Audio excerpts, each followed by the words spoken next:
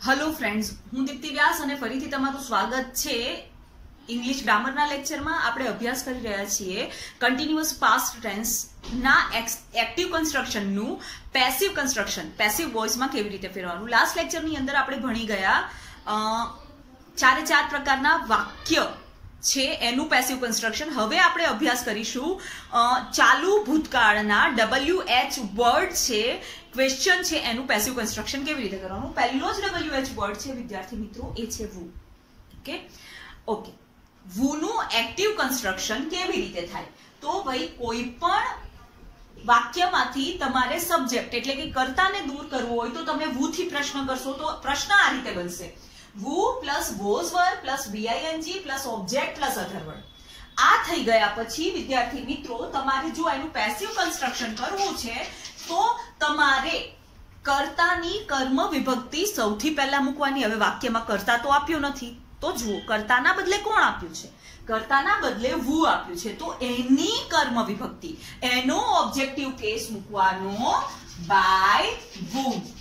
આટલું થઈ ગયા પછી પ્લસ તમારે વોઝ કે વર મૂકવાનું છે। એ વોઝ કે વર તમારે ઓબ્જેક્ટ ને જોઈને મૂકવાનું છે। ઓબ્જેક્ટ એક વચન છે તો વોઝ મૂકો, ઓબ્જેક્ટ બહુવચન છે તો તમે વર મૂકો। આટલું થઈ ગયા પછી આગળ જોયું તું એમ VING આપ્યું છે એને તોડો અને being પ્લસ V3 માં ફેરવો, તો અહીંયા આગળ થશે being plus V3। Sorry, was વર મૂકી દીધા પછી તરત જ ઓબ્જેક્ટ મૂકવાનો, એ ભૂલવાનું નહીં। હું ભૂલી ગઈ હતી, મને યાદ આવી ગયું। તો વોઝ વર મૂકી દીધા પછી તરત ઓબ્જેક્ટ મૂકી દેવાનો। ઓબ્જેક્ટ મૂક્યા પછી being પ્લસ V3 અને પ્લસ અધર વર્ડ આપ્યો હોય તો એ મૂકીને ક્વેશ્ચન માર્ક મૂકવાના। બાય OC આપણે શરૂઆતમાં જ મૂકી દીધી છે, વુની બાય OC આપણે બાય વુમ કરીને મૂકી દીધું છે। તો આ વુનું એક્ટિવ અને પેસિવ કન્સ્ટ્રક્શન થયું। હવે આપણે ઉદાહરણ જોઈએ। ઉદાહરણમાં એક્ટિવ લખીએ કે ભાઈ વુ વર giving you a book question mark। whom were giving you a book। હવે અહીંયા આગળ આપણને ઓબ્જેક્ટ બે આપ્યા છે। કયા બે ઓબ્જેક્ટ આપ્યા છે? તો યુ આપ્યું છે અને અ બુક આપ્યું છે। બે રીતે આપણે એના પેસિવ કન્સ્ટ્રક્શન બનાવી શકીએ। યુ ના હિસાબથી બનાવી શકીએ। યુ કર્મ વિભક્તિ આપી છે એને કર્તાના સ્થાને મૂકો, અથવા તો અ બુક વસ્તુનું નામ આપ્યું છે એને કર્તાના સ્થાને મૂકો। બે રીતે બને। આપણે વુ થી બને તો કોઈ એક વસ્તુ યાદ રાખજો કે જ્યારે વુ થી પ્રશ્ન બને છે ને એટલે બાય વુમ કરીને તમારે તરત જ વુને જોઈને બાય વુમ કરીને પહેલા તરત નીચે તમારે ઉતારી લેવાનું। તો અહીંયા વુ ને હું બાય વુમ કરું છું, બાય વુમ પ્લસ મારે આ બંનેમાંથી ઓબ્જેક્ટ લેવો છે। હવે હું યુ ને ઓબ્જેક્ટ લઉં છું તો યુ સાથે હંમેશા વર આવે, વોઝ ના આવે। તો બાય વુમ વર યુ, આ ગિવિંગ છે એને હું તોડીશ તો એ વસ્તુ થઈ જશે being અને giving નું થઈ જશે given by whom પ્લસ કાઢી નાખું were you being given a book question mark. આ પૂરું થઈ ગયું। બાય OC તો આપણે આગળ બાય whom તરીકે જ લઈ લીધી। તો આ વુ વાળા વાક્યનું એક પેસિવ કન્સ્ટ્રક્શન આવી રીતે બનશે જ્યારે આપણે યુ ને ઓબ્જેક્ટ તરીકે લઈએ છીએ। by whom were you being given a book। હવે આ જ વસ્તુનું મારે બુકના હિસાબથી પેસિવ બનાવવું છે તો એ પેસિવ આવી રીતે બનશે by whom। હવે હું અ બુક લઉં છું, અ બુક એક પુસ્તક એક વચન છે તો એના માટે હું વોઝ મૂકીશ। by whom was a book being given to you question mark। આટલો ફેર પડે। યુ ને તમે કર્મ તરીકે લો છો, ઓબ્જેક્ટ તરીકે લો છો તો વર મૂકો, અને બુક ને તમે ઓબ્જેક્ટ તરીકે લો છો તો તમારે વોઝ મૂકવાનું આવશે। જોઈ બે રીતે પેસિવ કન્સ્ટ્રક્શન બનાવેલા છે. હવે આવે છે વિદ્યાર્થી મિત્રો બીજા બે WH વર્ડ વૂમ અને વોટ. જ્યારે વૂમ અને વોટ થી આપણે પ્રશ્ન પૂછીએ ને એટલે વાક્યમાંથી કર્મ દૂર થાય. કર્મ બે પ્રકારે હોય, એક કર્મ વિભક્તિ સ્વરૂપે કર્મ હોય અને બીજું કોઈ વસ્તુ સ્વરૂપે કર્મ હોય. કર્મ વિભક્તિ તમારે વાક્યમાંથી દૂર કરવું છે તો પ્રશ્ન વૂમથી બને કોને, અને વસ્તુનું નામ કર્મ તરીકે વસ્તુનું નામ આપ્યું છે એને તમારે દૂર કરવું હોય તો પ્રશ્ન બને વોટથી. શું? ઓકે, બંને વાક્યોનું પ્રશ્ન વાક્ય તમે બનાવો છો એટલે એ વાક્યમાં, એ એક્ટિવ વાક્યમાં ક્યાંય તમને કર્મ જોવા જ નહીં મળે. ઓકે, કર્મ જોવા નથી મળતું તો આપણે પેસિવ કેવી રીતે બનશું? પેસિવ તો બને. આપણને ક્યાં ખબર છે કર્મના બદલે તો તમને વોટ અને વૂમ આપી દીધું છે ને, તો એ વોટ અને વૂમને પકડીને જ આપણે કર્મ તરીકે ચાલવાનું છે. તો અહીંયા આગળ એક વસ્તુ ઈઝી થઈ જશે. તમે વોઝ મૂકો કે વર મૂકો એ તમારે થોડી કોમન સેન્સ ચલાવીને તમારે વિચારવાનું છે. બાકી કોઈ ચિંતા કરવાની જરૂર નથી. તમે વોઝ મૂકો છો, વર મૂકો છો, એ ચાલે. એક્ટિવ વાક્ય રચના છે વૂમ અને વોટ વાળા પ્રશ્નોની કેવી રીતે બને?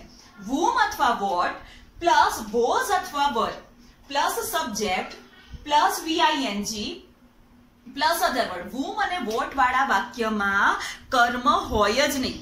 એના સ્થાને વૂમ કે વોટ આપી દીધું છે. હવે જ્યારે હું આનું પેસિવ કન્સ્ટ્રક્શન કરું છું ત્યારે હું વૂમ આપ્યું હશે તો વૂમ અને વોટ આપ્યું હશે તો વોટ હું નીચે ઉતારી દઈશ. પછી મારે શું કરવાનું? ઓબ્જેક્ટને જોઈને વોઝ કે વર મૂકવાનું છે. વાક્યમાં ઓબ્જેક્ટ છે, વાક્યમાં ઓબ્જેક્ટ નથી. હું વોઝ મૂકું છું કે વર મૂકું છું કોઈ પણ ફેર નથી પડતો. આ મૂકી દીધા પછી તરત જ હું VING ને તોડીને being પ્લસ V3 કરીશ. સબ્જેક્ટ છે એની બાય OC મૂકી દઈશ. અધર વર્ડ આપ્યા હશે તો અધર વર્ડ અને ક્વેશ્ચન માર્ક. આ વસ્તુ થઈ ગઈ વૂમ અને વોટ થી પેસિવ કન્સ્ટ્રક્શન. કોઈ ફેર નથી પડતો. એક્ટિવ વાક્ય રચના વૂમ અને વોટ ની સરખી થાય અને પેસિવ વાક્ય રચના પણ વૂમ અને વોટ ની સરખી થાય. હવે પહેલા આપણે ઉદાહરણ જોઈએ. તો હું ઉદાહરણ લખું છું એક્ટિવ વાક્યનું કે ભાઈ વોટ વર યુ ઈટિંગ? તું શું ખાઈ રહ્યો હતો? મને શું ખબર શું ખાઈ રહ્યો હતો? ઓકે, કર્મ જ નથી આપ્યું. શું ખાઈ રહ્યો હતો? તો આપણે શું ને કર્મ બનાવી લેશું. એનું પેસિવ શું થશે? તો પેસિવ થશે વોટ જેમનું તેમ. તમને ખબર નથી કર્મ એક વચન છે કે બહુવચન. હવે કોઈ ખાવાની વસ્તુ કરી છે તો એક સમયે વ્યક્તિ એક જ કોળીઓ મોઢામાં મૂકે, એક જ વસ્તુ મોઢામાં મૂકે, એક સાથે 4-5 વસ્તુ તો ઠુસાડે નહીં. તો એ કોમન સેન્સ થઈ. એના હિસાબથી વોટ વોઝ મૂકી દેવાનું. What was being eaten by you question mark. તારા દ્વારા શું ખવાઈ રહ્યું હતું? અહીંયા આગળ શું આપણે એક વચન, કદાચ ભૂલથી તમે અહીંયા આગળ બહુવચન કર્યું છે તો એવું આપણે સમજી લેવાનું કે એક સાથે 2-3 વસ્તુ મોઢામાં ઠુસાડી દીધી હતી. તોય સાચું આપણને ખબર નથી. કર્મ છે જ નહીં. કર્મના બદલે શું છે? તો શું એક વચન પણ હોઈ શકે, શું બહુવચન પણ હોઈ શકે. તો ભૂલથી વર મુકાઈ જાય છે ને તો પણ કોઈ વાંધો નથી. હવે આપણે વૂમ વાળું પેસિવ વાક્ય, એક્ટિવ નું પેસિવ કરીએ તો એક્ટિવ વાક્ય whom was he calling? તે કોને બોલાવી રહ્યો હતો? ઓકે, તો આમાં પણ તમને કર્મ વિભક્તિ આપી નથી. એના જગ્યાએ whom આપ્યું છે તો મેં whom લખી નાખ્યું. whom પછી આપ્યું નથી, તમે was મૂકો છો, તમે were મૂકો છો, ચાલે. એના પછી તમારે કોલિંગ નું કરવાનું છે being called. he નું કરવાનું છે by he અને question mark. whom was being called by you or whom were being called by you? તારા દ્વારા કોને બોલાવાયો છે? એક વચન. તારા દ્વારા કોને બોલાવાયા છે? બહુવચન. was કે were મૂકો છો કોઈ ફેર નથી પડતો. તો આ વસ્તુ થઈ ગઈ whom અને what થી બનતા પ્રશ્ન વાક્ય છે એ પ્રશ્ન વાક્યનું પેસિવ કન્સ્ટ્રક્શન. હવે આવે છે વિદ્યાર્થી મિત્રો 4 WH વર્ડ. whose કોને, સોરી કોનું કોના, સંબંધક વિભક્તિ દૂર કરતો WH વર્ડ. બીજું which કયું કયા વિશેષણ દૂર કરતો WH વર્ડ. હાઉ મેની કેટલા સંખ્યાવાચક શબ્દ દૂર કરતો WH વર્ડ અને હાઉ મચ કેટલું જથ્થાવાચક શબ્દ દૂર કરતો WH વર્ડ. હવે એનું પેસિવ કન્સ્ટ્રક્શન કરવું છે તો એની પહેલા એક્ટિવ કન્સ્ટ્રક્શન સમજી લો. whose, which, how many, how much પછી તરતનો શબ્દ તમને જે વાક્ય આપ્યું હશે, પ્રશ્ન વાક્ય આપ્યું હશે, જે whose, which, how many કે how much થી શરૂ થતું હશે, એના પછીનો તરતનો શબ્દ તમારો ઓબ્જેક્ટ હશે ને એ એક્ટિવ વાક્યમાં આ WH વર્ડની સાથે જ આપેલો હશે. એ પછી બોઝ વર્ડ સબ્જેક્ટના હિસાબથી આપ્યા હશે, પછી VING ને પછી અધર વર્ડ હશે. હવે આનું પેસિવ કન્સ્ટ્રક્શન તમારે કરવું છે તો એ જે કોઈ WH વર્ડ આપ્યો છે, whose આપ્યું હોય તો whose, which આપ્યું હોય તો which, how many આપ્યું હોય તો how many, how much આપ્યું હોય તો how much અને એની સાથે સાથે ઓબ્જેક્ટ આપ્યું હોય તો ઓબ્જેક્ટ. મતલબ કે whose object, which object, how many object, how much object. object તરીકે શું હોઈ શકે? whose car, which sari, how many boys, how much water. Okay, car, સારી, બોયઝ, વોટર એ બધા ઓબ્જેક્ટ છે. એ જેમના તેમ પેસિવ કરતી વખતે નીચે ઉતારી લેવાના. એ પછી ઓબ્જેક્ટના હિસાબથી હું વોઝ કે વર મૂકીશ. એક વચન હશે ઓબ્જેક્ટ તો વોઝ મૂકીશ, બહુવચન હશે તો વર મૂકીશ. એના પછી VING ને તોડીને being પ્લસ V3 કરીશ અને પછી સબ્જેક્ટની બાય OC અધર વર્ડ આપ્યું હોય તો અધર વર્ડ અને ક્વેશ્ચન માર્ક. આ રીતે પેસિવ કન્સ્ટ્રક્શન થશે. આ 4 WH વર્ડનું બીજા કરતા જુદા છે આ ચારે ચાર. કઈ રીતે કે ભાઈ એ શબ્દની સાથે જ તમને ઓબ્જેક્ટ આપી દીધું હશે તો આપણે પેસિવ કન્સ્ટ્રક્શન કરતી વખતે એ સબ્જેક્ટની સાથે જ આપણે ઓબ્જેક્ટ મૂકી દેવાનું છે. ઓકે, આટલું થઈ ગયા પછી એના ઓબ્જેક્ટના હિસાબથી વોઝ વર્ડ મૂકવાનું છે. પછી VING ને તોડો, એનું being પ્લસ V3 કરો, પછી બાય OC અને પછી અધર વર્ડ લખીને ક્વેશ્ચન માર્ક લખીને વાક્ય પૂરું કરી દો. હવે આપણે એક ઉદાહરણ લઈએ. ઓકે, પહેલું ઉદાહરણ લઈએ whose નું. એક્ટિવ વાક્ય આવી રીતે હશે. whose car was he driving. તે કોની કાર ચલાવી રહ્યો હતો. તો જ્યારે હું પેસિવ કરીશ તો એ વસ્તુ આમ થઈ જશે. whose car હું જેમનું તેમ મૂકી દઈશ. બરોબર છે. અહીંયા આગળ વોઝ હીના હિસાબથી હતો, કાર એક વચન છે તો કાર માટે પણ વોઝ આવશે. whose car was.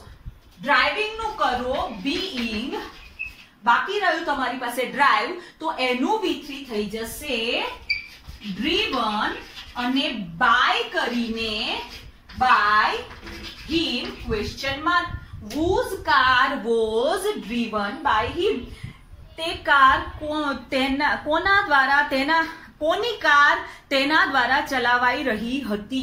આ થઈ ગયું પેસિવ કન્સ્ટ્રક્શન નું વાક્ય, whose વાળા પ્રશ્ન વાક્યનું. હવે which થી કન્સ્ટ્રક્શન જોઈએ. which સારી was she wearing. which સારી, સારી આપણો ઓબ્જેક્ટ છે એટલે વાક્ય કેવી રીતે બનશે તો ભાઈ which સારી છે એ which સારી જેમની તેમ ઉતારી દીધી.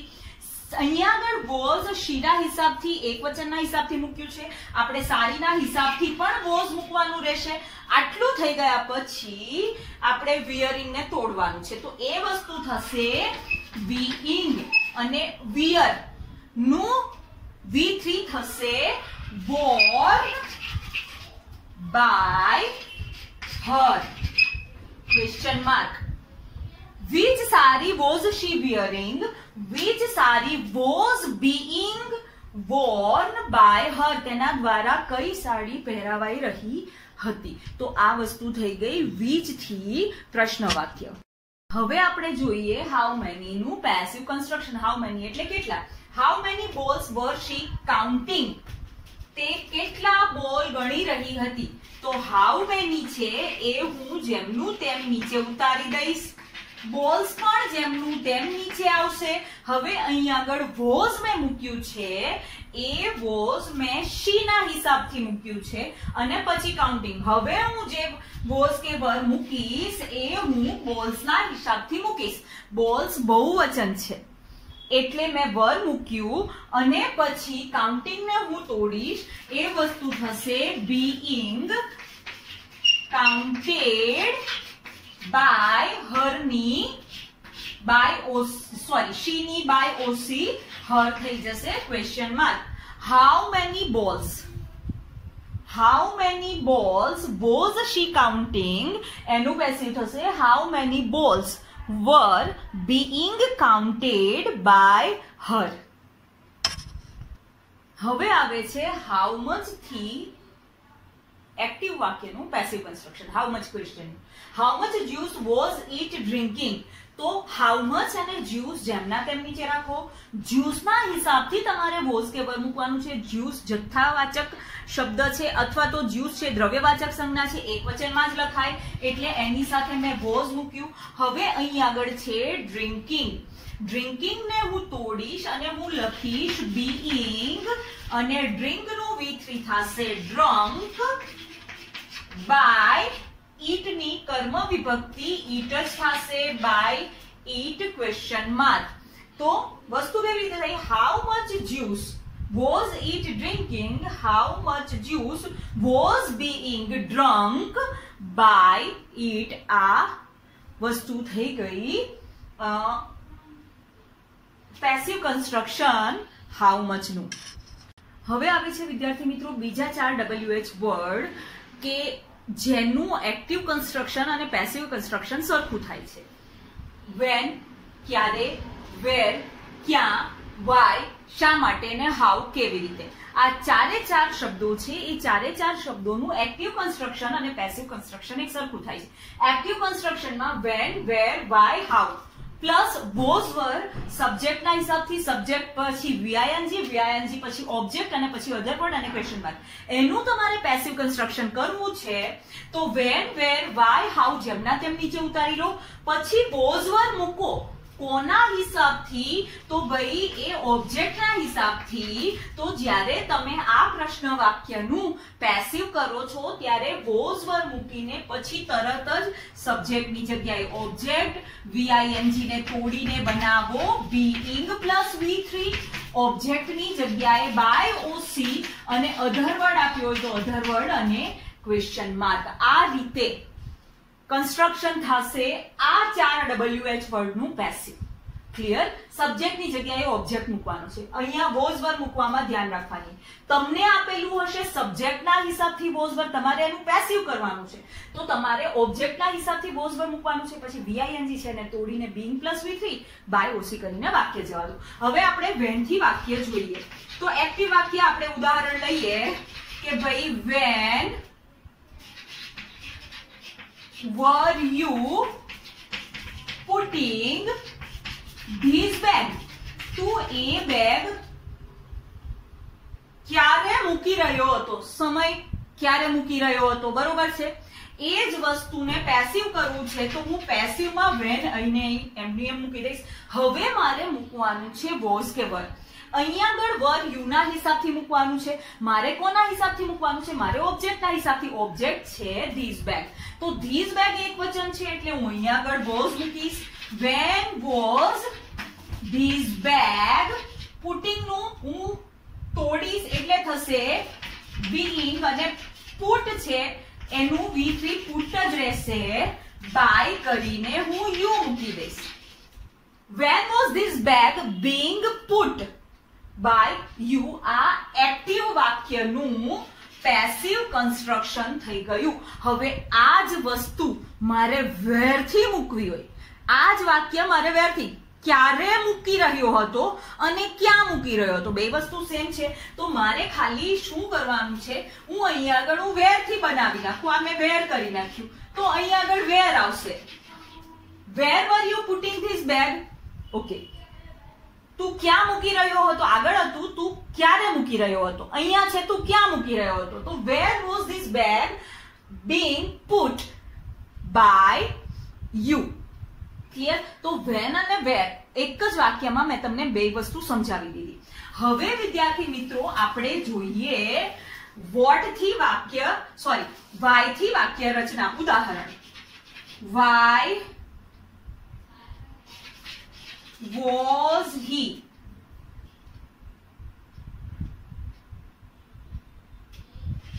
Doing this work? એ આ કામ શા માટે કરી રહ્યો હતો?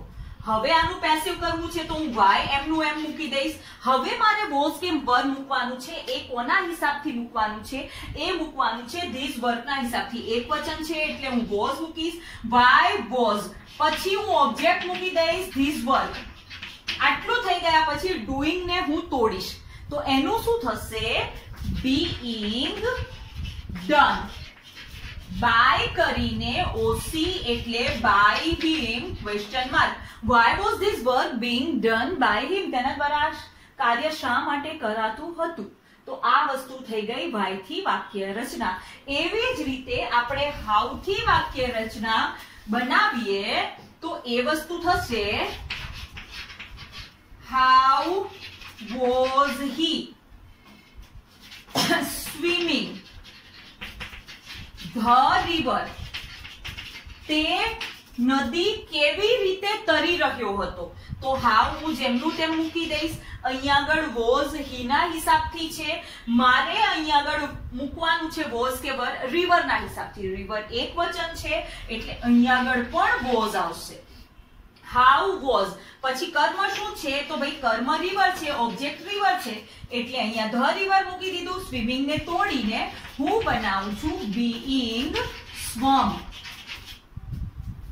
by him question mark. How was the river being swum by him? આ રીતે how થી વાક્ય બનશે. તેના દ્વારા નદી કેવી રીતે તરાઈ રહી હતી. તો આ વસ્તુ થઈ ગઈ વિદ્યાર્થી મિત્રો કન્ટિન્યુઅસ પાસ્ટ ટેન્સ ના WH વર્ડનું પેસિવ. નેક્સ્ટ લેક્ચરમાં નવા કાર્ડ સાથે આપણે ફરીથી મળીશું. ત્યાં સુધી take care, B happy and good bye.